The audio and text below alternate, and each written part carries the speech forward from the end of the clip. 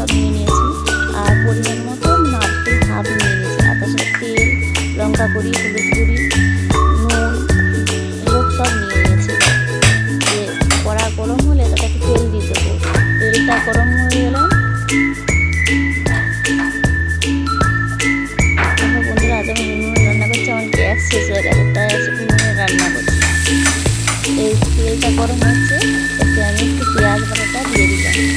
পেঁয়াজটা ভালো করে নাড়বো আর যতক্ষণ না বাদামি রঙটা আসছে। বাদামি রঙটা এসে গেলে এর মধ্যে আদা বাটা, রসুন বাটা যা আছে সেটা এর মধ্যে দিয়ে দেবো।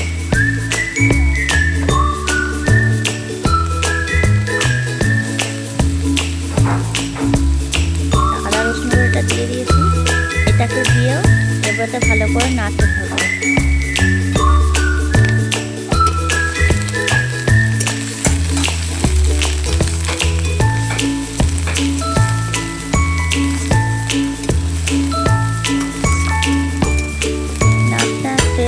আমাদের লঙ্কা গুঁড়ি, হলুদ গুঁড়ি সব দিয়ে দেবো।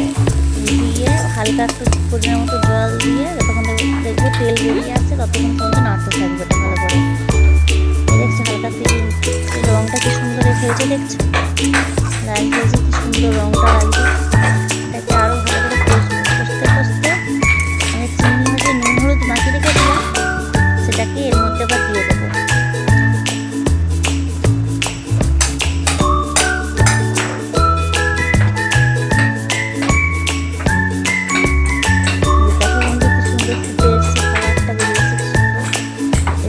চিংড়ি মাছগুলো দিয়ে দিয়েছি, দিয়ে ভালো করে কষতে থাকে যতক্ষণ না চিংড়ি মাছের জল মরছে।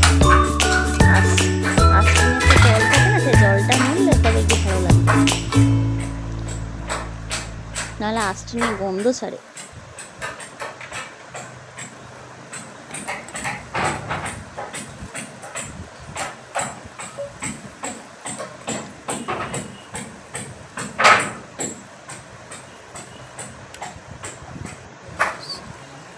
এতে পরিমাণ মতো একটু নুন দিয়ে দেখো জল মরে এসে দেখো বন্ধুরা, ওই জন্য পরিমাণ মতো নুনও দিয়ে দিয়েছি।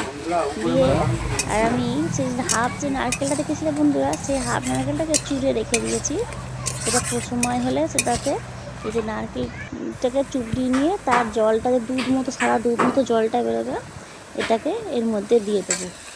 এই জল মরে গেছে চিংড়ি মাছের জল, এটাকে এবার আমি এটার মধ্যে দিয়ে দিলাম। প্রথমে একটুখানি দিলাম, দিয়ে ভালো করে নেড়ে নেবো। আবার একটু দিয়ে তারপর এটা ভালো করে ফুটতে দেবো। ফুটে গেলে এটা লাস্টের দিকে নামানোর সময় সর্ষের তেল দিয়ে হালকা ফুটিয়ে নিয়ে নামিয়ে নেবো। দেখো কি সুন্দর লাগছে বন্ধুরা। প্লিজ আমার লাইক অ্যান্ড সাবস্ক্রাইব করে এই চ্যানেলটাকে প্লিজ।